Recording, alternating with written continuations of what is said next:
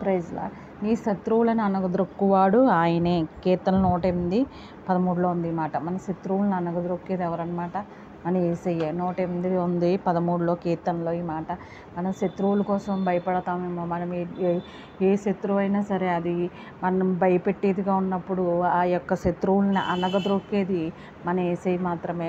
మనం ప్రార్థించేవారమైనా ఒకవేళ దేనికి భయపడొచ్చు? అనారోగ్య సమస్య. శత్రువు అంటే బయటే అనక్కర్లేదు, మన లోపల దాడి చేసే అనారోగ్యం కానివ్వండి, ఇంకేదైనా పీడ కలలు కానివ్వండి, ఇంకేదైనా సరే నిన్ను బాధించేది ఏదైనా శత్రువే కదా. మరి అలాంటి శత్రువులను అణగదొక్కేది ఎవరన్నమాట? మన యేసయ్య. మనం ఇదే నమ్మకంతో ప్రార్థించినట్లయితే మనకు శత్రువులు అనేది లేకుండా చక్కటి ఆరోగ్యాన్ని ఇచ్చి, చక్కటి శత్రు పీడ నుంచి మనల్ని విడిపించి, శత్రువులను అణగద్రొక్కి మనల్ని కాపాడే దేవుడు ఎవరన్నమాట? మన యేసయ్య. మనం ఏం చేయాలి? ప్రార్థన చేయాలి.